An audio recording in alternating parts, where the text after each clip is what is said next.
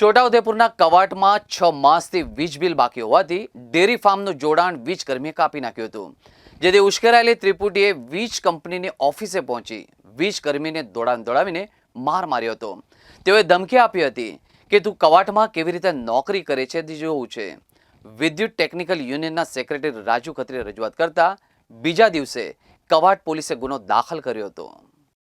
વિદ્યુત સહાયક એમજી પટેલે ફરિયાદમાં કહ્યું છે કે ભરત રામજીભાઈ રાઠવા તથા તેની સાથેના બીજા 2 શખ્સો કાર લઈને એમજીવીસીએલ કવાટની ઓફિસે આવ્યા અને ત્યારબાદ ભરત સહિતની ત્રિપુટીએ મારા ડેરી ફાર્મ પરનો વાયર કેમ કાપી નાખ્યો તેમ કહી મને ગાળો બોલી મારી ફેટ પકડી જમીન પર પાડી દીધો।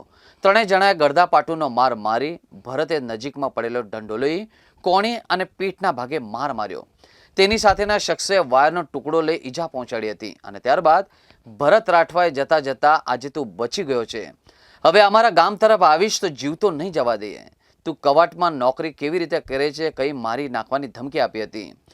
વિદ્યુત ટેકનિકલ યુનિયનના સેક્રેટરી રાજુ ખત્રીએ રજૂઆત કરતા બીજા દિવસે કવાટ પોલીસે ગુનો દાખલ કર્યો હતો।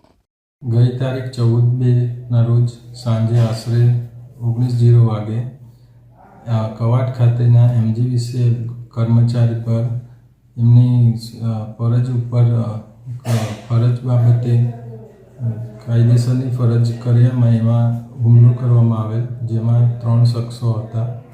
બાબત એવી છે કે એક ડેરી ફાર્મ છે ભરતભાઈ રાઠવા નામનું, એમનું વીજ બિલ બાકી હતું, તો જેથી એમનું જોડાણ કાપવામાં આવેલું, જે બાબતે તેઓએ એમજીવીસીએલના કર્મચારીને માર જે બાબતે ફરિયાદ દાખલ કરેલ છે અને તપાસ તજવીજ ચાલુ છે।